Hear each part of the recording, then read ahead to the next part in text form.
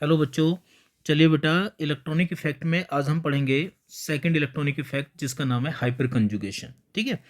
इसको हम no bond resonance भी कहते हैं। इसको बेकन नेथन इफेक्ट भी कहते हैं, क्योंकि इसको देने वाले जो साइंटिस्ट थे उनका नाम था बेकन नेथन इफेक्ट। ठीक है।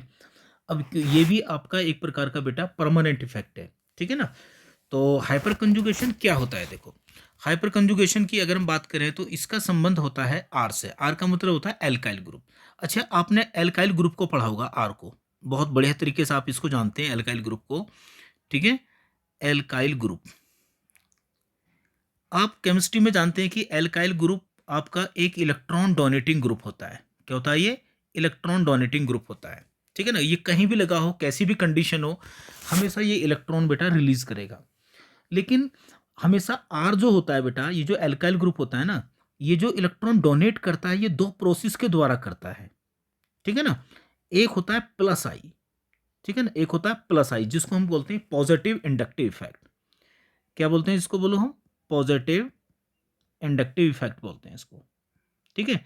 जो कि हमने पढ़ लिया है पीछे। जो हमारा फर्स्ट इफेक्ट था वो इंडक्टिव इफेक्ट ही था, और उसमें हमने पढ़ा था आर का प्लस आई इफेक्ट। और बेटा दूसरा होता है आपका इसका प्लस एच, जो कि आज हम पढ़ने वाले हैं, जिसको हम कहते हैं पॉजिटिव हाइपर कंजुगेशन। क्या कहते हैं, बोलो? Positive hyper conjugation. ठीक है। यही हमारा आज का टॉपिक है, बहुत इंपॉर्टेंट इफेक्ट है। और चाहे नीट की बात करें, चाहे हम आईआईटी जेई एडवांस की बात करें, या कोई भी एग्जाम हो जिसमें ऑर्गेनिक केमिस्ट्री आती है, तो बहुत इंपॉर्टेंट इफेक्ट है ये। ठीक है। तो इसको बहुत ध्यान से सीखेंगे बेटा। बहुत सारे बच्चों को इंडक्टिव और हाइपर कंजुगेशन में डिफरेंस नहीं मालूम पड़ता, तो इस वीडियो को देखिए आप। ये आपको वीडियो आपको एक अलग ही एक्स्ट्रा लेवल पे, एक ऑर्डिनरी लेवल पे जो है आपको फीलिंग पैदा करेगी बेटा। ठीक है। तो पॉजिटिव हाइपर कंजुगेशन की अगर हम बात करें, किसका होगा बेटा? आर का। तो इसका मतलब आर एक आपका इलेक्ट्रॉन डोनेटिंग ग्रुप है केमिस्ट्री में। तो ये इलेक्ट्रॉन डोनेट करता है प्लस आई प्रोसेस के द्वारा और प्लस एच के द्वारा। तो बेटा ये जो हमारा इफेक्ट है पॉजिटिव इंडक्टिव इफेक्ट, तो इसको तो हम क्या नाम पढ़ चुके हैं पहले ही हैं।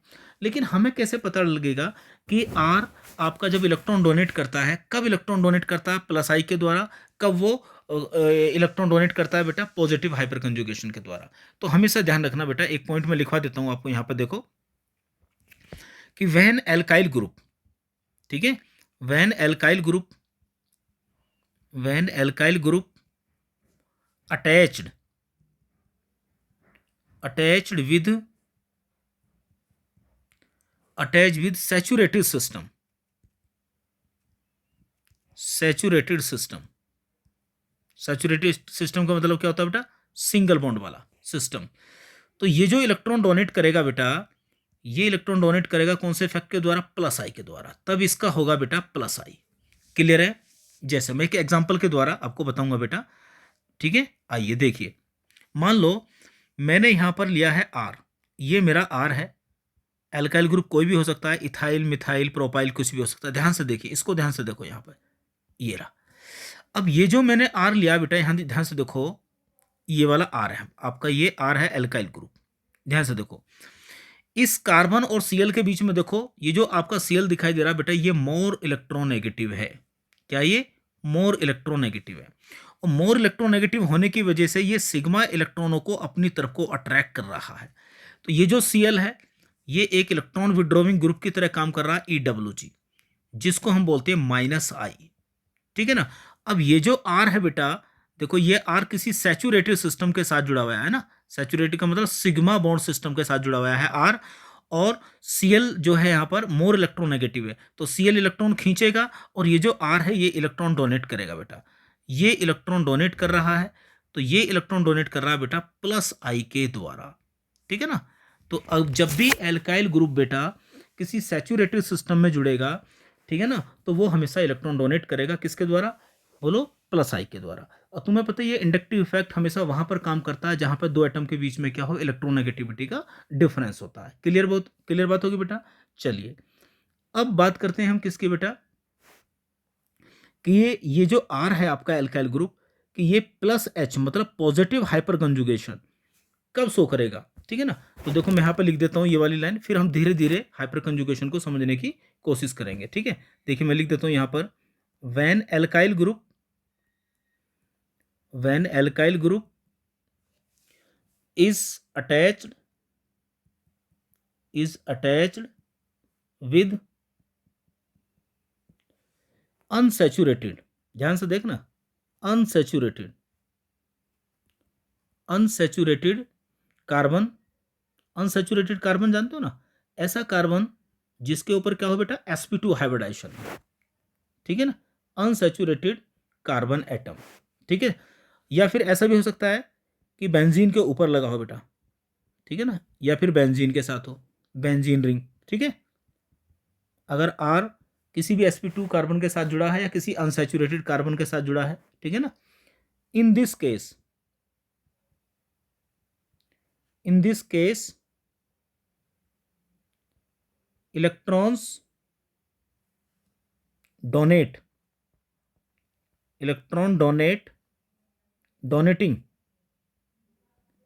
डोनेटिंग इफेक्ट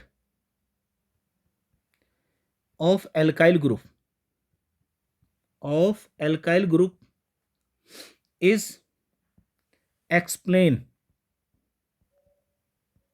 ठीक है ना, explained by हाइपर कंजुगेशन, ठीक है ना, हाइपर कंजुगेशन। तो कहने का मतलब है कि जो एल्काइल ग्रुप होता है बच्चों, वो आपका एक इलेक्ट्रॉन डोनेटिंग ग्रुप होता है बेटा, और इलेक्ट्रॉन डोनेटिंग ग्रुप होता है वो दो इफेक्ट दिखाता है, प्लस आई और हाइपर कंजुगेशन। तो अगर एल्काइल ग्रुप कभी भी बेटा किसी sp2 कार्बन के साथ जुड़ा होगा या किसी अनसैचुरेटेड हाइड्रोकार्बन अनसैचुरेटेड सिस्टम के साथ जुड़ा होगा, जैसे बेंजीन रिंग है या कोई भी हो, ठीक है ना, खासकर sp2 याद रखिए, तो वो जो इलेक्ट्रॉन डोनेट करेगा बेटा वो हाइपर कंजुगेशन के द्वारा डोनेट करेगा। क्लियर है? जैसे मैं एग्जाम्पल लिख देता हूँ यहाँ पर, मुझे देखिए ध्यान से, मान लो मेरे पास ये कोई एक एल्काइल ग्रुप है, ध्यान से देखो, CH3 और बेटा ये मेरे पास है CH2, ठीक है, और यहां पर लिखा मैंने CH2+, ठीक है। तो ये पूरा का पूरा जो आपको दिखाई दे रहा है बेटा ये एल्काइल ग्रुप है, ठीक है, और यहां पर ये जो कार्बोकैटायन है इसके ऊपर होता है sp2। तो इसका मतलब ये जो R है ये एक इलेक्ट्रॉन डोनेटिंग ग्रुप होगा, और ये इलेक्ट्रॉन डोनेट करेगा बेटा कौन से इफेक्ट के द्वारा, हाइपर कंजुगेशन के द्वारा। अभी मैं पहचान बता रहा हूं केवल, अभी हम हाइपर कंजुगेशन क्या होता है, क्या कंडीशन होती है, ठीक है ना, वो सब हम यहाँ पर बेटा पढ़ने वाले हैं। क्लियर है? चलिए देखिए और एग्जाम्पल बता देता हूँ मैं बेटा आपको। मान लीजिए मेरे पास यहाँ पर एक ये एल्काइल ग्रुप है, देखो, और बेटा यहाँ पर मैंने लगा दिया क्या, ये रहा, देखो ये मेरा क्या है, अनसैचुरेटेड।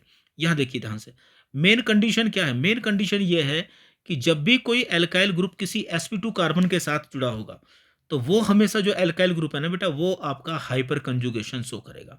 क्या करेगा वो? हाइपर कंजुगेशन बेटा शो करेगा। क्लियर है? बात समझ में आ रही है बेटा? चलिए देखिए, देखिए अब क्या करते हैं हम, देखो और भी एग्जांपल देखना चाहते हो तो आप देख सकते हो बेटा, कोई भी एल्काइल ग्रुप और sp2 कहाँ होता है, देखो फ्री रेडिकल के साथ हो सकता है, तो ये भी आपका sp2 कार्बन है, तो यहाँ भी जो एल्काइल ग्रुप आपको दिखाई दे रहा इसका कैसा इफेक्ट होगा बेटा, हाइपर कंजुगेशन होगा। क्लियर होगा? हाइपर कंजुगेशन, ठीक है। तो मुझे उम्मीद है कि आपको ये पता लग गया होगा। और अगर किसी वजह से मान लो कोई एल्काइल ग्रुप किसी सैचुरेटेड सिस्टम में लगा हुआ है, जैसे यहाँ पर लग गया, तो इसका जो ये जो एल्काइल ग्रुप दिखाई दे रहा बेटा ये शो करेगा आपका प्लस आई। देखो क्लियर है? सैचुरेटेड सिस्टम में अगर लगा होगा तो क्या शो करेगा, वो प्लस आई शो करेगा, ठीक है ना। प्लस आई का मतलब पॉजिटिव इंडक्टिव इफेक्ट शो करेगा। लेकिन अगर वो किसी अनसैचुरेटेड कार्बन के साथ में जुड़ा होगा बेटा तो वो हाइपर कंजुगेशन शो करेगा। क्लियर है? तो ये पता लग गया आपको कि जो हाइपर कंजुगेशन हम पढ़ने वाले हैं बेटा वो हाइपर कंजुगेशन हमारा एल्काइल ग्रुप से रिलेटेड होता है, ठीक है। चलिए नेक्स्ट देखिए बेटा, अब हमें ये पढ़ना है बेटा, आप मोटे से तौर पे ये भी कह सकते हो कि जब भी आर अगर यदि आर, मैं देखो सिंपल भाषा में लिख देता हूं, यदि आर किसी sp3 कार्बन के साथ लगा हो, ठीक है ना, sp3 यानी कि सैचुरेटेड कार्बन के साथ लगा हो, सैचुरेटेड कार्बन के साथ लगा हो बेटा, ठीक है ना, तो वो क्या शो करेगा, वो शो करेगा आपका प्लस आई। क्लियर है? और बेटा अगला पॉइंट ये है, शॉर्ट में अगर बताऊं, अगर आर मतलब एल्काइल ग्रुप किसी sp2 कार्बन के साथ लगा होगा, sp2 कार्बन के साथ लगा होगा बेटा, तो वहां पर वो शो करेगा, क्या बोलो, वहां पर वो शो करेगा sp2 कार्बन के साथ लगा होगा, अगर sp2 कार्बन के साथ अगर लगा होगा, ठीक है ना, तो वो शो करेगा बेटा आपका हाइपर कंजुगेशन। तो अब आपको जो है, क्योंकि हाइपर कंजुगेशन का जो मेन हीरो है ना बेटा, ये एल्काइल ग्रुप है। ठीक है, क्या ये एल्काइल ग्रुप है, क्लियर है। चलो बेटा, अब देखो ध्यान रखना, और जो एल्काइल ग्रुप होता है ना बेटा, ये आर, इसकी जो हाइपर कंजुगेशन का जो पावर होगी ना, वो बेटा इंडक्टिव इफेक्ट से ज़्यादा होगी। क्या होगी? इंडक्टिव से ज़्यादा होगी, क्लियर है। हाँ, ये भी आपको ध्यान रखना है। हाइपर कंजुगेशन के द्वारा अगर एल्काइल ग्रुप इलेक्ट्रॉन डोनेट करेगा किसी सिस्टम को बेटा, तो उसकी इलेक्ट्रॉन डोनेटिंग पावर इंडक्टिव से क्या होगी बेटा? ज़्यादा होगी, क्लियर है। चलो, अब देखो हाइपर कंजुगेशन के लिए अब हमें सबसे पहले क्या पढ़ना है बेटा? कंडीशन, जिससे कि हमें ये मालूम पड़ जाए कि भाई हाइपर कंजुगेशन लगेगा कहाँ। ये तो पता है कि एल्काइल ग्रुप से रिलेटेड है। चलो कंडीशन लिखता हूँ, देखो मैं यहाँ पर condition for hyper conjugation, hyper conjugation. तो हाइपर कंजुगेशन की जो है कंडीशन क्या होती है बेटा? देखिए, सबसे पहली कंडीशन क्या होती है बेटा, कि ये हमेशा उस कंपाउंड में पाया जाएगा जिसमें कम से कम एक sp2 कार्बन होगा। ठीक है, तो यहां लिख देता हूं मैं, compound should have at least, should have, या वन लिख लो, 1 sp2 कार्बन। ठीक है ना। तो देखो, मैंने आपको ऑर्गेनिक हाइब्रिडाइजेशन पढ़ा रखा है बेटा। जब ऑर्गेनिक हाइब्रिडाइजेशन पढ़ा रखा है तो आपको पता होना चाहिए कि sp2 हाइब्रिडाइजेशन कहाँ होता है बेटा? कार्बन के ऊपर। ठीक है, पहली कंडीशन होगी बेटा। दूसरी कंडीशन क्या है? एक तो sp2 कार्बन चाहिए आपको, ठीक है ना, ये बहुत ज़रूरी कंडीशन है। दूसरा क्या है? दूसरी कंडीशन ये है कि compound should have, at least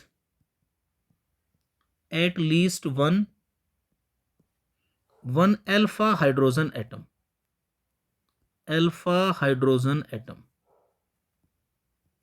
ठीक है ना, एटम। तो अल्फा हाइड्रोजन एटम कहाँ मिलेगा बेटा? आपको अल्फा कार्बन पे मिलेगा। कहाँ मिलेगा बोलो? और अल्फा कार्बन कैसा होता है बेटा? sp3 होता है, ध्यान रखना आपको, क्लियर है।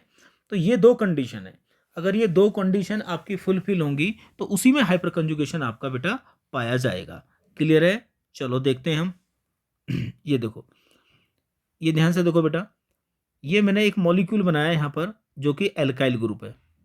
तो एल्काइल ग्रुप आप जानते ही हैं, कब आपका हाइपर कंजुगेशन शो करेगा? पहली कंडीशन, ध्यान से देखो, इस मॉलिक्यूल को ध्यान से देखो, यहाँ पर पॉजिटिव कार्बन के ऊपर कैसा बेटा हाइब्रिडाइजेशन है? sp2। और sp2 कार्बन से जो अगला sp3 कार्बन होता है ना बेटा, इसी कार्बन को हम बोला करते हैं अल्फा कार्बन। क्या बोलते हैं बोलो? Alpha carbon. अब ये जो अल्फा कार्बन है ना बेटा, इसके ऊपर ये जो आपको हाइड्रोजन दिखाई दे रहे हैं, ये जो हाइड्रोजन दिखाई दे रहे हैं बेटा, इनको बोला जाता है अल्फा हाइड्रोजन एटम। तो कंडीशन क्या होगी? मॉलिक्यूल में क्या होना चाहिए? इनको अल्फा हाइड्रोजन भी कहते हैं, इनको बेटा हम हाइपर कॉन्जुगेट्स भी बोलते हैं, इनको कॉन्जुगेट्स, ठीक है ना, इनको हाइपर कॉन्जुगेट्स भी इनको बोला जाता है, क्लियर है। अब देखिए, कहने का मतलब एक sp2 कार्बन चाहिए, बिल्कुल है। sp2 से जो नेक्स्ट कार्बन होता है वो sp3 अल्फा कार्बन होना चाहिए, और उस अल्फा कार्बन पे कम से कम एक हाइड्रोजन चाहिए। यहाँ पे कितने अल्फा हाइड्रोजन है बेटा? 3 है, ठीक है ना। तो अगर एक भी अल्फा हाइड्रोजन है तो उसमें हाइपर कंजुगेशन होगा, क्लियर होगी पहली केस। तो हाइपर कंजुगेशन पहले केस में आपको बताया, किसके केस में बोलो? कार्बोकेटाइन के केस में। किसमें? तो एक तो कार्बोकेटाइन के केस में आपको हाइपर कंजुगेशन बेटा देखने को मिलेगा, क्लियर है। चलो बेटा देखो, दूसरा केस देखते हैं हम, क्या और कहाँ मिल सकता है बेटा।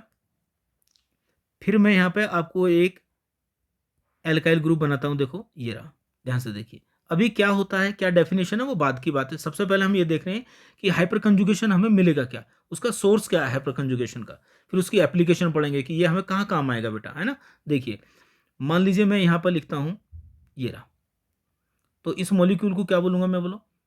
नो डाउट सभी बच्चों को ये मालूम है कि डबल बॉन्ड अगर कार्बन के बीच में आ रहा है तो उसको एल्कीन बोलते हैं। तो यानी कि दूसरा केस हाइपर कंजुगेशन का हमें है, मिलेगा बेटा कहाँ पर? एल्कीन के अंदर मिलेगा। तो इस कार्बन को देखिए आप ध्यान से, sp2 कार्बन है, क्लियर है। पहली रिक्वायरमेंट क्या होती है हमारी? पहली रिक्वायरमेंट होती है कि मॉलिक्यूल के अंदर एक sp2 कार्बन होना चाहिए। तो पहले केस में sp2 आपको कहाँ मिला बेटा? कार्बोकेटाइन के केस में। सेकंड कहाँ मिला आपको बोलो? एल्कीन के केस में। और sp2 कार्बन से जो नेक्स्ट कार्बन होता है जिसको हम sp3 कार्बन कहते हैं और उसी को बोलते हैं अल्फा कार्बन। ठीक है, तो नेक्स्ट कार्बन sp2 से जो अगला होगा अल्फा कार्बन, जो कि sp3 होना चाहिए और उस पर कम से कम एटलीस्ट 1 अल्फा हाइड्रोजन होना चाहिए। ठीक है ना, तो इसका मतलब इसमें भी हाइपर कंजुगेशन काम करेगा बेटा। ठीक है, क्लियर होगी बात? तो सेकंड केस पढ़ा हमने हाइपर कंजुगेशन का एल्कीन के केस में। अब देखिए बेटा, अगला केस पढ़ते हैं हम किसका? तीसरा केस बेटा, थर्ड केस। आइए, मान लो मैंने एक मॉलिक्यूल बनाया, यहां पर देखिए ध्यान से, ये बनाया बेटा, ये देखिए ये रहा बेटा। इसको क्या बोलेंगे हम बोलो? इसको बोलते हैं बेटा कार्बन फ्री रेडिकल। क्या बोलते हैं बोलो? कार्बन फ्री रेडिकल इसको बोला जाता है, फ्री रेडिकल। ये हो गया, ये हो गया आपका कार्बन फ्री रेडिकल। ठीक है, यानी कि कार्बन फ्री रेडिकल में भी कार्बन जो डॉट होता है उसके ऊपर भी sp2 हाइब्रिडेशन होता है। तो पहली कंडीशन कंप्लीट हो गई कि एक sp2 कार्बन है। तो हाइपर कंजुगेशन बच्चों आपको तीन ही केस में देखने को मिलेगा। First carbocation, second alkene, third carbon free radical. Clear है? चलिए बेटा अब देखिए, और sp2 से अगला जो कार्बन sp3 है, इसको क्या बोलते हैं हम? Alpha carbon. क्या बोलते हैं बोलो? अल्फा कार्बन बोलते हैं। और अल्फा कार्बन पे जो हाइड्रोजन है इनको बोलते हैं बेटा अल्फा हाइड्रोजन एटम। ठीक है, चलिए, तो आपने समझा कि हाइपर कंजुगेशन तीन कंडीशन में आपको मिलेगा, कार्बोकेटाइन, एल्कीन और बेटा कार्बन फ्री रेडिकल। ठीक है, चलिए, इसके बाद में अब हम पढ़ते हैं बेटा कि एक्चुअल में जो हाइपर कंजुगेशन होता है, होता क्या है बेटा, है ना? इसकी डेफिनेशन क्या है? हाइपर कंजुगेशन होता क्या है, इसमें किस प्रकार के इलेक्ट्रॉनों का डीलोकलाइजेशन होगा, क्या होगा, है ना? तो इसको हम समझने की थोड़ी सी क्या करते हैं बेटा, कोशिश करते हैं। ठीक है, तो पहला केस लेता हूं मैं, देखो कार्बोकेटाइन के केस में ध्यान से देखो कौन से इलेक्ट्रॉनों का डिस्प्लेसमेंट होगा, इसमें ध्यान से देखेंगे बिल्कुल बढ़िया तरीके से। ठीक है, आइए लास्ट में हम इसकी डेफिनेशन भी लेंगे बेटा, CH2+। ध्यान से देखिए, देखो सबसे पहले बिल्कुल सिंपल भाषा में इसको समझाने की कोशिश करता हूं मैं, होगा क्या। देखिए बेटा, ये जो कार्बन और हाइड्रोजन के बीच में आपको दिखाई दे रहे हैं यहाँ पर ये सिग्मा इलेक्ट्रॉन, ये सिग्मा इलेक्ट्रॉन है बेटा। ठीक है, अब यहाँ पर जो कार्बोकेटाइन है बेटा, आप जानते हैं यहाँ पर इलेक्ट्रॉनों की क्या है? डेफिशिएंसी है। तो डेफिशिएंसी होने की वजह से बेटा इसके पास में, कार्बोकेटाइन के पास में एक एम्प्टी p ऑर्बिटल होती है। क्या होती है बोलो? इसके पास में एक एम्प्टी p ऑर्बिटल होती है। क्या होती है? यहाँ पर एक एम्प्टी p ऑर्बिटल होती है, खाली। तो ये जो कार्बन हाइड्रोजन के बीच में, तो ये जो कार्बोकेटाइन है या इसकी इलेक्ट्रोनेगेटिविटी क्या ज़्यादा है, यहाँ पे इलेक्ट्रॉनों की क्या डेफिशिएंसी है। तो होता क्या है बेटा कि ये जो कार्बन और हाइड्रोजन के बीच में जो सिग्मा बॉन्ड है ना, ये इधर को ब्रेक हो जाएगा। क्यों हो जाएगा? क्योंकि कार्बन की इलेक्ट्रोनेगेटिविटी क्या है? हाइड्रोजन से ज़्यादा है। तो जैसे ये हाइड्रोजन, कार्बन और हाइड्रोजन के बीच का बॉन्ड बेटा नीचे को ब्रेक होगा, तो उससे क्या होगा? देखिए, उससे होगा यहाँ पर ये वाला, ये कंडीशन होगी, यहाँ पर नेगेटिव आ गया और यहाँ पर है बेटा क्या? ये पॉजिटिव। अब ये इलेक्ट्रॉन इधर को क्यों टूट रहा है नीचे को बेटा? क्योंकि सामने पॉजिटिव चार्ज है। ठीक है ना, इलेक्ट्रॉन इधर को ही मूव कर रहे हैं कार्बोकेटाइन की तरफ को। अब होगा क्या देखो इससे बेटा, आप जानते हैं, अब ये जो नेगेटिव चार्ज है बेटा, ये इस पॉजिटिव के साथ मिलकर क्या बना लेगा? डबल बॉन्ड बना लेगा। अब डबल बॉन्ड बनाने से क्या फायदा होगा? ये जो पॉजिटिव चार्ज था ये बेटा आपका स्टेबल हो जाएगा, और ये जो H+ है ये इसी प्रकार से पार्शियल बॉन्ड के द्वारा बेटा ऐसे जुड़ा होता है, इसलिए इसको नो बॉन्ड रेजोनेंस भी कहते हैं। ठीक है ना, और यहाँ बेटा फॉर्मेशन हो जाएगा पाई बॉन्ड का। किसका फॉर्मेशन हो जाएगा? पाई बॉन्ड का। अब ये जो स्ट्रक्चर बन रहे हैं बेटा, इन स्ट्रक्चर को कहते हैं हम हाइपर कंजुगेटिव स्ट्रक्चर। क्या बोलते हैं इनको बोलो? हाइपर कॉन्जुगेटिव स्ट्रक्चर बोलते हैं इनको, कॉन्जुगेटिव स्ट्रक्चर। ठीक है ना, ऐसे स्ट्रक्चर बोलते हैं। एक्चुअल में तीन स्ट्रक्चर नहीं बने, ये एक ही स्ट्रक्चर बना। ये यहाँ से टूटा है एकदम नीचे को, और ये इसके साथ मिलकर क्या हुआ? पॉजिटिव को इसने क्या कर दिया? स्टेबल कर दिया। तो इससे क्या फायदा हुआ? देखो, इससे ये बेनिफिट हुआ कि कार्बोकेटाइन की स्टेबिलिटी क्या हो गई? बढ़ गई। अब देखो ध्यान से देखो आप बेटा, इस मॉलिक्यूल में जो अभी मैंने लिखा है यहाँ पर, यहाँ देखो, यहाँ पर कितने कार्बन हाइड्रोजन बेटा, कितनी बार ये वाला बॉन्ड टूटेगा? सिग्मा बॉन्ड बोलो, 3 बार टूटेगा बेटा।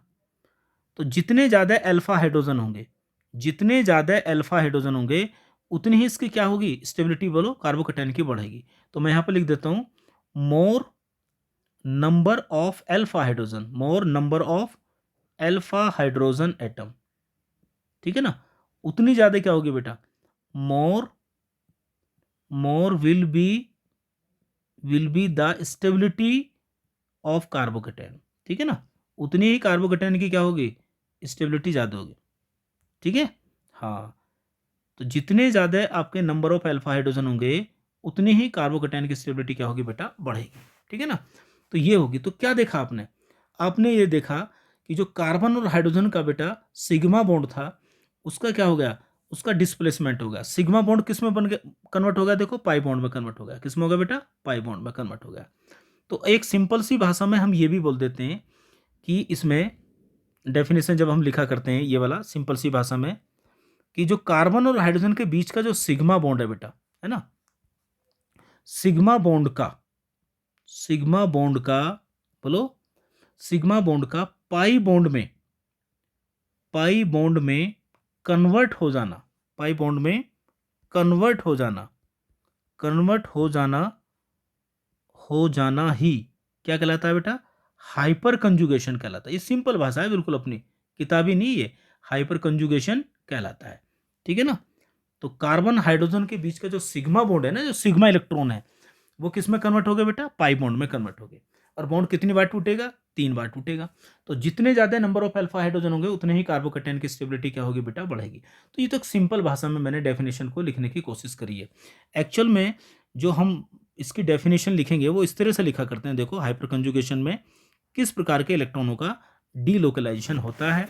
तो हम लिखा करते हैं, देखो डेफिनेशन इस प्रकार से कि delocalization, delocalization of sigma electron, कौन से इलेक्ट्रॉन बोलो, sigma electrons, sigma electrons of कौन से बेटा, ये जो अल्फा होता है कार्बन और हाइड्रोजन के बीच के जो होते हैं ये वाले सिग्मा इलेक्ट्रॉन की बात करें, जो अल्फा कार्बन है उसके सिग्मा इलेक्ट्रॉन, ठीक है ना। Sigma electrons of alpha bond या कार्बन हाइड्रोजन बॉन्ड भी कह सकते हो, ठीक है ना। Delocalization of sigma electrons of alpha carbon, जो ये है, ठीक है ना, बॉन्ड विद किसके साथ में बोलो, एडजेसेंट, एडजेसेंट पाई इलेक्ट्रॉन, किसके साथ में बोलो, पाई इलेक्ट्रॉन के साथ में डीलोकलाइजेशन हो रहा है इसका। या फिर आप ये भी कह सकते हो vacant P orbital, vacant P orbital, किसकी वैकेंट पी ऑर्बिटल बेटा, कार्बोकेटन की vacant P orbitals is called hyper conjugation, इसी को बोलते हैं बेटा हम हाइपर कंजुगेशन, ठीक है ना। तो क्या क्या कहते हैं बोलो, एक बार फिर बता दूं मैं आपको, displacement of carbon hydrogen sigma bond with, ठीक है ना, या delocalization with adjacent empty p orbital, जो पी ऑर्बिटल है बेटा उसके साथ में जो कार्बन हाइड्रोजन के जो इलेक्ट्रॉन है ना उनका डिस्प्लेसमेंट हो रहा है, क्लियर है। और देखो वीबीटी के अनुसार भी आप डेफिनेशन दे सकते हो, बहुत सिंपल भाषा में क्या कह सकते हो, देखिए ध्यान से देखो, ये कार्बन और हाइड्रोजन है बेटा, ये एल्काइल ग्रुप है आपका, और यहां पर है ये आपका CH2 पॉजिटिव, ठीक है ना।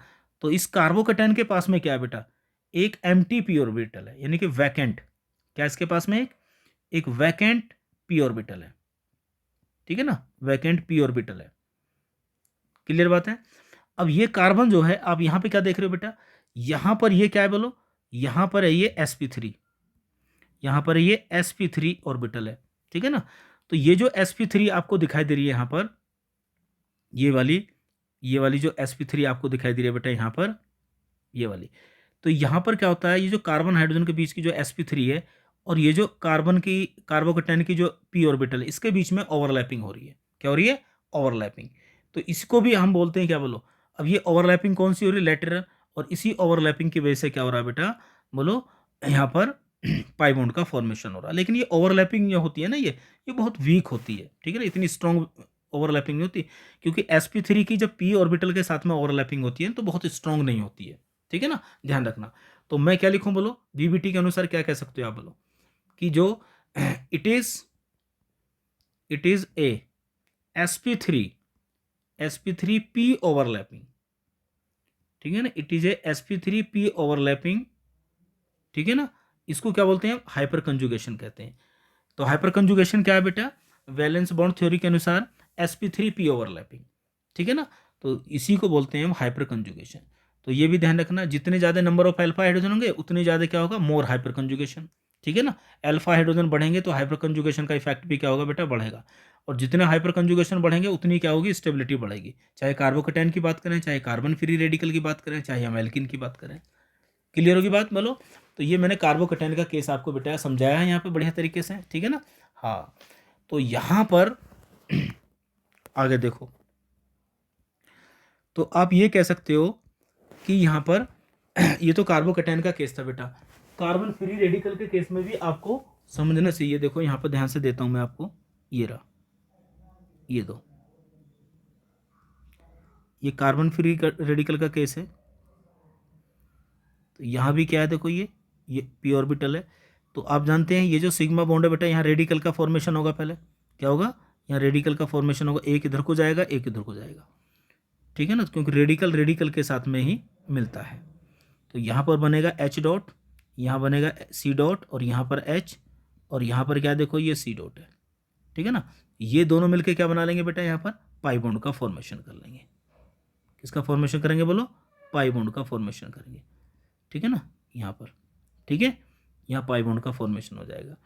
तो जितने ज़्यादा है, इससे क्या फ़ायदा हुआ, देखो कार्बन फ्री रेडिकल की भी स्टेबिलिटी क्या होगी बेटा बेटा बढ़ गई है, ठीक है ना। नेक्स्ट की अगर मैं बात करूँ तो आप देखेंगे यहाँ पर, तो मोर number of alpha hydrogen, more stability of carbon free radical. तीसरा केस हम देखते हैं बेटा कौन सा, एल्किन के केस में। देखिए क्या होगा बेटा, एल्किन के केस में क्या होगा, ये देखिए, ये देखिए, क्योंकि CH3 एक इलेक्ट्रॉन डोनेटिंग ग्रुप है बेटा, तो ये वाला पाई बॉन्ड इधर को टूटेगा बेटा। जैसे ही पाई बॉन्ड यहाँ पर ब्रेक होगा तो देखो ऐसी सिचुएशन आपके पास में आएगी बेटा, यहाँ पर, ठीक है। ये वाली देखो, यहाँ कैसा चार्ज आएगा बेटा, पॉजिटिव, और यहाँ कैसा आएगा बेटा, नेगेटिव, ठीक है ना। अब ये जो सिग्मा बॉन्ड है बेटा, अब ये नीचे को टूट जाएगा यहाँ पर, ठीक है ना। ये सिग्मा बॉन्ड अब नीचे को टूट जाएगा, और जैसे ये नीचे को टूटेगा बेटा, तो आप देखेंगे यहाँ पर क्या बनेगा, HCH, और यहाँ जाएगा नेगेटिव चार्ज, और ऊपर आएगा H+, और यहाँ पर क्या है, पॉजिटिव, और यहाँ पर क्या है, CH2 नेगेटिव, ठीक है। ये पॉजिटिव इसके साथ मिलकर क्या होगा बोलो, इसके साथ मिलकर पाई बॉन्ड का फॉर्मेशन कर लेगा। तो ये मैं कई स्ट्रक्चर बना रहा हूँ, लेकिन ये सब एक ही स्ट्रक्चर होता है बेटा। यहाँ पर ये हो गया, देखो इससे क्या हुआ बोलो, इससे क्या बेनिफिट हुआ एल्किन को, एल्किन को ये बेनिफिट हुआ कि इलेक्ट्रॉनों का डीलोकलाइजेशन होगा। पहले इलेक्ट्रॉन एक ही साथ थे यहाँ पर, तो जितनी बार देखो, एक बार ये वाला बॉन्ड टूटेगा, एक बार ये वाला बॉन्ड टूटेगा, एक बार ये वाला बॉन्ड टूटेगा। तो यानी कि ये वाला पाई बॉन्ड जो है ये कितनी बार टूटेगा, 3 बार टूटेगा बेटा। कितनी बार टूटेगा, 3 बार।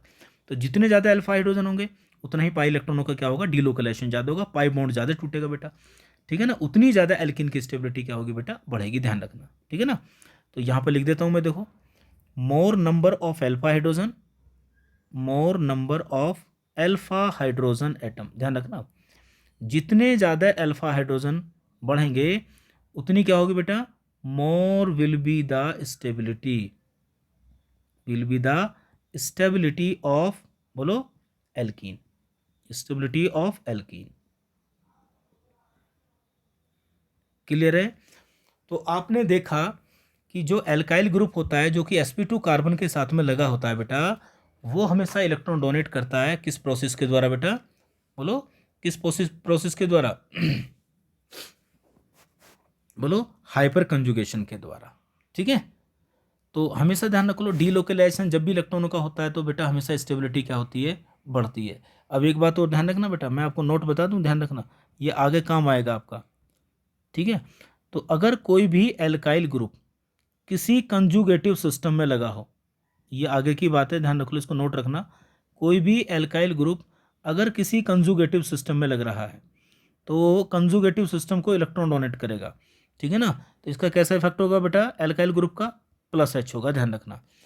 और अगर कोई फिनाइल ग्रुप लगा बेटा, ये फिनाइल ग्रुप है, ध्यान रखना, फिनाइल का कैसा इफेक्ट होता है, +M इफेक्ट होता है बेटा।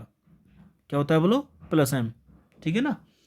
तो ये जो फिनाइल होता है, फिनाइल अगर किसी कंजुगेटिव सिस्टम में लगा हो, फिनाइल अगर किसी कंजुगेटिव सिस्टम में लगा है और एल्काइल किसी कंजुगेटिव सिस्टम में लगा है, और वो क्या कर रहे हैं बेटा, वो इलेक्ट्रॉन को डोनेट कर रहे हैं, वो क्या कर रहे हैं बोलो, वो इलेक्ट्रॉन को डोनेट कर रहे हैं नाउ और ठीक है ना, बाकी लोग ज्वाइन इलेक्ट्रॉन को डोनेट कर रहे हैं वो, अगर तो अगर वो इलेक्ट्रॉन को डोनेट करेंगे तो इसका जो प्लस एच होता है ना, ये मैक्सिमम होता है, ध्यान रखना।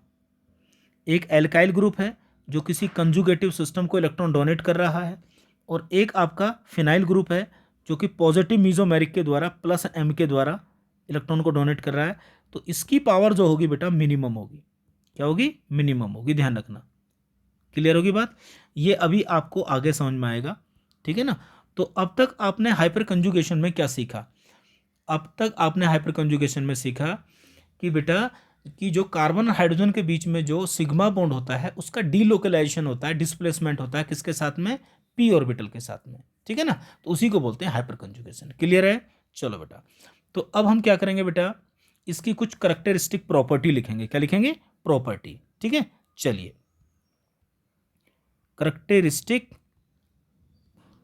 करेक्टरिस्टिक प्रॉपर्टी लिखते हैं इसकी, हाइपर कंजुगेशन की, ठीक है। देखिए बेटा, पहला पॉइंट क्या लिखोगे आप इसमें कि it is a permanent effect. क्या होता है ये, एक परमानेंट इफेक्ट होता है बेटा ये, ठीक है ना। पहली प्रॉपर्टी होगी इसकी, ये परमानेंट इफेक्ट है, ठीक है। नंबर 2 पे बोलो, ये डिस्टेंस इंडिपेंडेंट होता है बेटा, जबकि इंडक्टिव किस पे होता था, ये डिस्टेंस इंडिपेंडेंट इफेक्ट होता है, इंडिपेंडेंट इफेक्ट है, जबकि इंडक्टिव किस पे डिपेंड करता था, डिस्टेंस पे। थर्ड प्रॉपर्टी की अगर मैं बात करूं, इसको हम क्या कहते हैं, देखो इसमें सिग्मा बॉन्ड जो था पाई बॉन्ड में कन्वर्ट हुआ था ना, तो इट इज नॉन एज बोलो सिग्मा पाई इफेक्ट। इसको हम सिग्मा पाई इफेक्ट भी कहते हैं बेटा, हाइपर कंजुगेशन को। क्लियर है, आगे देखिए नेक्स्ट प्रॉपर्टी देखिए इसकी क्या है इसको क्या है, ये एक sp3p ओवरलैपिंग का कंसेप्ट होता है वीबीटी के अनुसार, ध्यान रखना, ठीक है ना। ये क्या है, एक आपका sp3p ओवरलैपिंग का कंसेप्ट होता है, ठीक है ना, किसके अनुसार, वीबीटी के अनुसार। जो sp3 हाइब्रिड ऑर्बिटल होती है वो mtp ऑर्बिटल के साथ में ओवरलैप करती है, और ओवरलैप करने के बाद में पाई बॉन्ड का फॉर्मेशन करती है बेटा, ठीक है। तो ये था हमारा इसकी प्रॉपर्टी। अगली प्रॉपर्टी देखिए क्या बेटा इसकी हाइपर कंजुगेशन की, एमओटी के अनुसार, ठीक है ना। एमओटी के अनुसार देखिए बेटा, एमओटी के अनुसार जो सिग्मा इलेक्ट्रॉन है वो बेटा कहाँ पर क्या नाम है, डीलोकलाइज होते हैं या किस ऑर्बिटल में जाते हैं बेटा, है ना। तो ध्यान रखना, इसको अभी हो सकता है कि आपको समझ में ना आए, तो इस पॉइंट को याद कर लेना। It is a sigma pi star, pi का मतलब क्या होता है, एंटी बॉन्डिंग,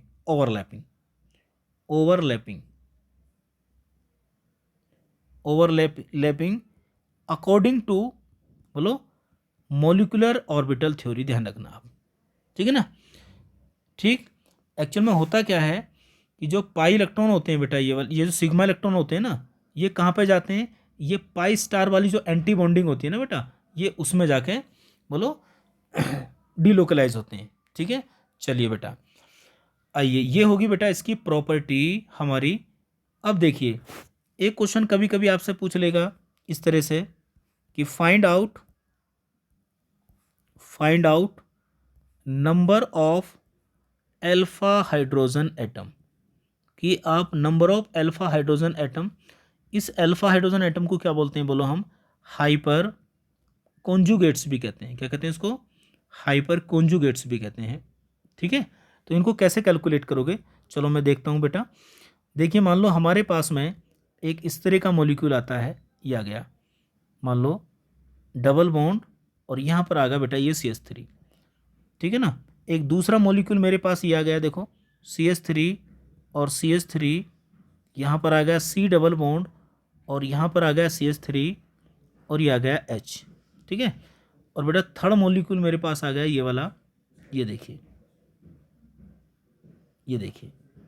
ठीक है। और फोर्थ मॉलिक्यूल आ गया मेरे पास में ये वाला बेटा कि CH3 और CH डॉट और CH2 और CH3, ठीक है ना। तो इसमें हमें number of alpha hydrogen calculate करने हैं। तो देखो sp2 कार्बन होना जरूरी है, sp2 कार्बन से अगला जो होता है वो sp3 कार्बन, जिसको अल्फा कार्बन कहते हैं बेटा, वो होना जरूरी है। तो ये अल्फा हाइड्रोजन होते हैं, देखो इन्हीं को कैलकुलेट करना। तो इसमें कितने 6 अल्फा हाइड्रोजन है, ठीक है ना। डबल बॉन्ड से जो नेक्स्ट कार्बन है जो sp3 होना चाहिए, और उस पर जो हाइड्रोजन है उनको बोलते हैं अल्फा हाइड्रोजन। तो देखिए यहाँ पर ये sp2 कार्बन है बेटा, ये sp2 कार्बन है, तो ये होगा बेटा, और 2 यहाँ पर हो गए, तो 2 और 2, और यहाँ पे कितने 3, तो 4 3 कितने हो गए 7 अल्फा हाइड्रोजन हो गए बेटा इसमें, ठीक है। इसी प्रकार से अगर हम इसमें बात करें तो देखो ये sp2 कार्बन है, तो sp2 कार्बन से जो नेक्स्ट कार्बन होता है उसको बोलते हैं अल्फा कार्बन। तो आप देखोगे इसमें कितने बेटा 9 अल्फा हाइड्रोजन है, ठीक है ना। इसकी बात करें फ्री रेडिकल, तो देखो फ्री रेडिकल पे क्या होता है sp2 से जो नेक्स्ट कार्बन होता है वही अल्फा कार्बन होता है। तो काउंट करिए कितने अल्फा हाइड्रोजन यहाँ पर है आपके बेटा 5 अल्फा हाइड्रोजन है, क्लियर है। तो इस तरह के क्वेश्चन भी कभी कभी आ जाते हैं बेटा।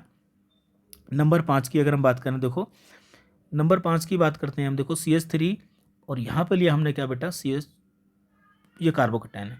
तो आप जानते हैं कार्बोकैटायन पे क्या होता है sp2। अब ये जो अल्फा हाइड्रोजन है बेटा, ये जो अल्फा कार्बन है यहाँ पे कितने 3 अल्फा हाइड्रोजन है। इस तरह से आप कैलकुलेट कर लोगे, कोई दिक्कत नहीं होगी आपको। ये देखिए CH3 CH2 और CH यहाँ पर आ गया बेटा प्लस, और ये आ गया CH3। तो इसमें number of alpha hydrogen calculate करिए, देखिए बोलो ये अल्फा है और ये अल्फा, कितने बेटा यहाँ पर 5 अल्फा हाइड्रोजन है, क्लियर है। तो इस तरह से आप अल्फा हाइड्रोजन को कैलकुलेट कर सकते हो। ये देखिए यहाँ पर कहीं भी रिंग में कहीं भी आप जो है ये पॉजिटिव चार्ज है यहाँ पर। एक और मैं स्ट्रक्चर बना देता हूँ यहाँ पर, देखिए ध्यान से। तो आप अल्फा हाइड्रोजन को कैलकुलेट करिए बेटा, यहाँ पर कितने अल्फा हाइड्रोजन है, ठीक है। चलो देखते हैं इसमें कितने अल्फा हाइड्रोजन आप कैलकुलेट करोगे। आइए ये लो, ये देखिए कैलकुलेट करिए यहाँ पर। ये sp2 कार्बन है और ये भी sp2 कार्बन है। तो sp2 कार्बन से जो नेक्स्ट कार्बन है उनको बोलते हैं अल्फा कार्बन, ठीक है ना। तो यहाँ पर देखिए 3 है बेटा, यहाँ पर 1 अल्फा हाइड्रोजन है, यहाँ पर 2 अल्फा हाइड्रोजन है, 3 2 5, और इसमें कितने 6 अल्फा हाइड्रोजन है। तो जितने ज़्यादा कार्बोकैटायन के केस में या कार्बन फ्री रेडिकल के केस में जितने ज़्यादा अल्फा हाइड्रोजन होंगे उतनी ज़्यादा बेटा क्या होगी, उसकी स्टेबिलिटी होगी, क्लियर है। यहाँ पर देखिए यहाँ पर 3 है, यहाँ पर देखिए बेटा यहाँ पर 2 और 2 कितने हो गए 4 3 7, यहाँ पर 7 अल्फा हाइड्रोजन बेटा। अगर यहाँ पर बात करें तो 3 और 3 6, और यहाँ पर कितने 7 हैं, तो यहाँ भी 7 अल्फा हाइड्रोजन है। तो इस प्रकार से आप कार्बोकैटायन, कार्बन फ्री रेडिकल, ठीक है ना, और एल्कीन के केस में बेटा number of alpha hydrogen calculate कर सकते हैं, ठीक है। और एक एग्जांपल लेता हूँ, जरा ध्यान से देखेंगे। मान लो आप ये देखिए, ये बेंजीन रिंग है, और बेंजीन रिंग है तो यहाँ पर कैलकुलेट करिए कितने अल्फा हाइड्रोजन है। देखो यहाँ पर sp2 कार्बन है, और sp2 से अगले वाला जो ये sp3 कार्बन है जिसको बोलते हैं बेटा अल्फा कार्बन, ठीक है ना। तो और इसके ऊपर कितने हाइड्रोजन है, देखो 3 है, तो 3 अल्फा हाइड्रोजन है बेटा। इसका मतलब यहाँ भी हाइपर कंजुगेशन क्या होगा बेटा, आपका काम करेगा बेटा, ठीक है ना। चलिए देखिए नेक्स्ट देखते हैं आपका। मान लीजिए हमारे पास में कोई इस तरह का मॉलिक्यूल है, ये देखिए यहाँ पर, ये देखिए CH2 और CH3, और यहाँ पर देखिए बेटा ये वाला इस तरह से। बोलो यहाँ पर कितने नंबर ऑफ अल्फा हाइड्रोजन है, जरा कैलकुलेट करो। तो अगर आप अल्फा हाइड्रोजन कैलकुलेट करेंगे तो ये जो कार्बन आपको दिखाई दे रहा है ये sp2 है, और sp2 से जो नेक्स्ट है बेटा ये क्या हो गया आपका sp3 अल्फा हाइड्रोजन हो गया, sp3 कार्बन होगा जिसको अल्फा कार्बन आप बोलोगे, ठीक है ना। और इसी के पास में जितने भी हाइड्रोजन है उन्हीं को बोलते हैं हम अल्फा हाइड्रोजन। तो यहाँ पर 2 अल्फा हाइड्रोजन है आपके, क्लियर है। ये इन वाले को काउंट नहीं करना, sp2 से जो नेक्स्ट कार्बन होता है जिसको अल्फा कार्बन बोलते हैं बेटा, ठीक है ना। तो इस तरह से आपने हाइपर कंजुगेशन क्या होता है, कहाँ ये आपको मिलेगा, नंबर ऑफ अल्फा हाइड्रोजन क्या है बेटा, वो भी आपने कैलकुलेट करने सीख लिए, ठीक है ना। चलिए नेक्स्ट देखिए बेटा, अब आपको सबसे वेरी इंपॉर्टेंट नोट जो है वो ध्यान रखना। और हाइपर कंजुगेशन में कौन से इलेक्ट्रॉनों का डीलोकलाइजेशन होता है बेटा, सिग्मा इलेक्ट्रॉनों का डीलोकलाइजेशन होता है। कौन से का होता है बोलो, सिग्मा इलेक्ट्रॉनों का डीलोकलाइजेशन होता है, ठीक है। चलिए अब देखिए, मान लो मैंने यहाँ पे लिखा कार्बन हाइड्रोजन, मैंने लिखा यहाँ पे बेटा CD, और यहाँ लिखा मैंने CT, ठीक है ना। अब तुम तो ये तो जानते ही हो बेटा कि जो हाइड्रोजन होता है उसके 3 आइसोटोप होते हैं, एक प्रोटियम होता है, एक ड्यूटीरियम होता है, एक क्या होता है ट्राइटियम होता है, क्लियर है। तो जब हमने +I पढ़ा था पॉजिटिव हाइपर कंजुगेशन, तो हमने पढ़ा था कि भाई जो एक CH3 पढ़ा था, एक CD3 पढ़ा था, एक CT3। तो हमने पढ़ा था कि CT3 का जो +I होता है इलेक्ट्रॉन डोनेटिंग पावर वो क्या होती है बेटा, ज़्यादा होती है।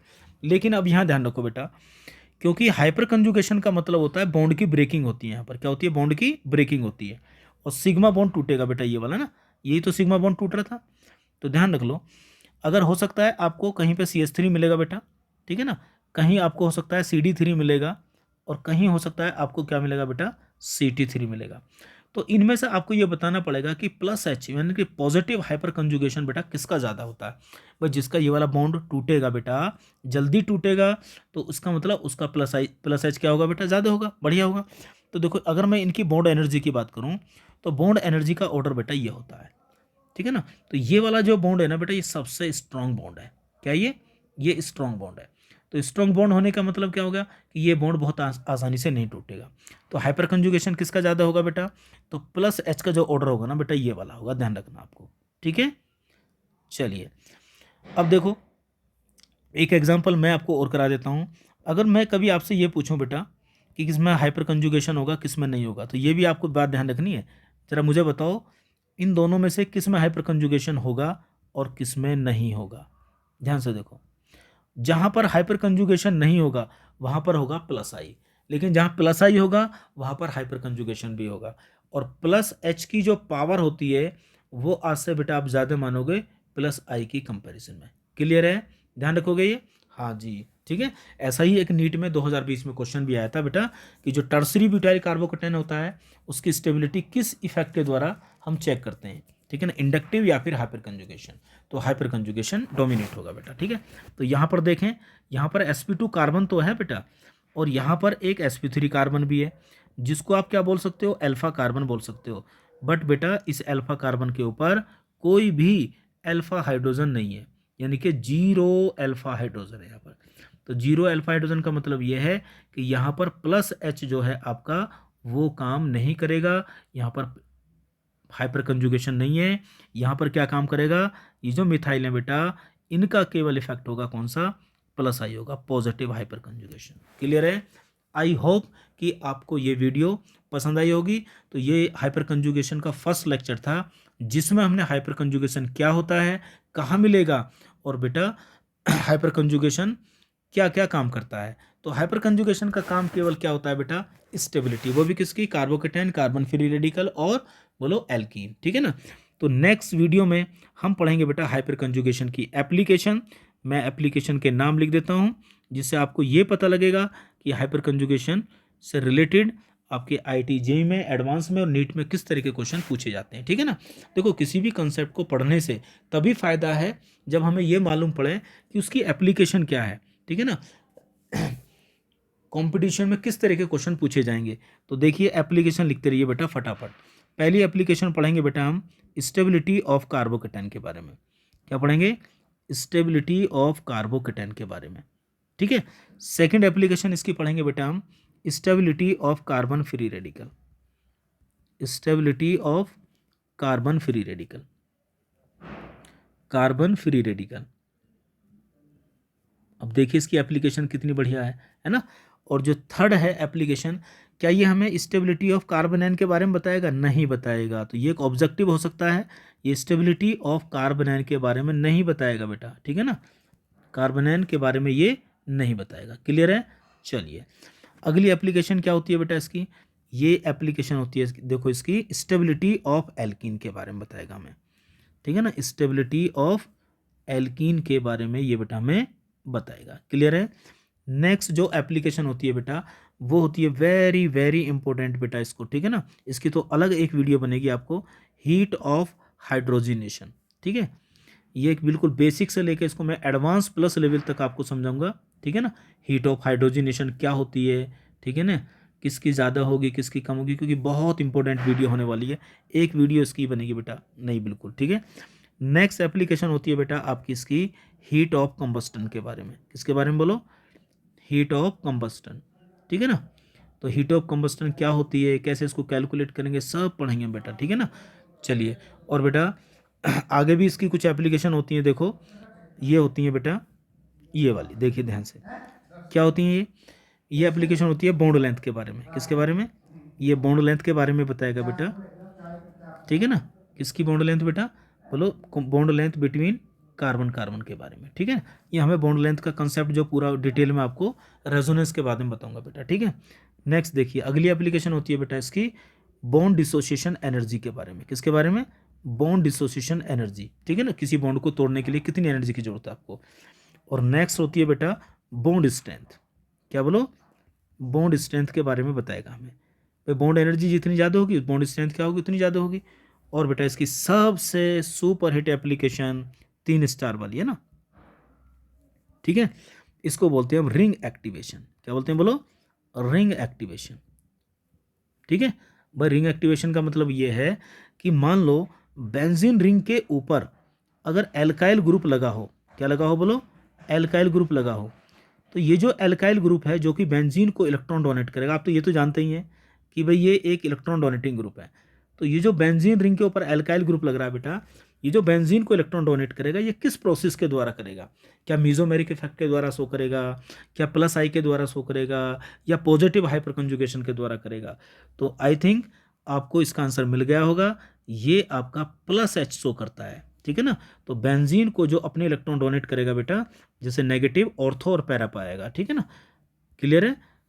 तो इस बारे में हम सब बातें करने वाले हैं आने वाली वीडियो में, ठीक है। मैं कोशिश करूंगा कि इसको हाइपर कंजुगेशन को 3 पार्ट में क्या करूं बोलो, छोटी छोटी सी वीडियो बनाऊं, जिससे कि आपको बहुत अच्छी तरह से बेटा समझ में आए। तो कोई ज़्यादा बड़ी बात नहीं है, मैं बिल्कुल शॉर्ट में एक बार आपको और लास्ट में ये बताना चाहता हूँ कि केवल आपको ये ध्यान रखना है कि हाइपर कंजुगेशन केवल 3 केस में पाया जाता है। पहला केस अगर एल्काइल ग्रुप आपका बोलो कार्बोकेटाइन के केस में बेटा। सेकंड केस जो होता है बेटा वो पाया जाता है आपका कहाँ पर बोलो? कार्बन फ्री रेडिकल के केस में। और बेटा थर्ड केस जो है वो आपका पाया जाता है जब एल्काइल ग्रुप बेटा आपका कहाँ लगा हो बोलो? बोलो एल्कीन के केस में। क्लियर है? ये ध्यान रखना। तो इन तीनों की स्टेबिलिटी में इसका बहुत बड़ा रोल है बेटा। एल्कीन की स्टेबिलिटी बताएगा, कार्बन फ्री रेडिकल की बताएगा, कार्बोकेटाइन की बताएगा। क्लियर है? और उसके साथ में जो मैंने एप्लीकेशन लिखी है ऊपर उनको भी एक्सप्लेन करेगा। क्लियर है? चलिए तो देखते रहिए बढ़िया तरीके से, इस वीडियो को बढ़िया तरीके से देखो, नोट्स बनाइए। और नेक्स्ट सेकंड वीडियो जो है वो आपकी आएगी जिसमें हम पढ़ेंगे एप्लीकेशन किसकी? कार्बोकेटाइन, कार्बन फ्री रेडिकल और एल्कीन। इन तीनों की स्टेबिलिटी की मैं वीडियो एक साथ आपको दूंगा बेटा सेकंड पार्ट में, ठीक है। चलिए बेटे।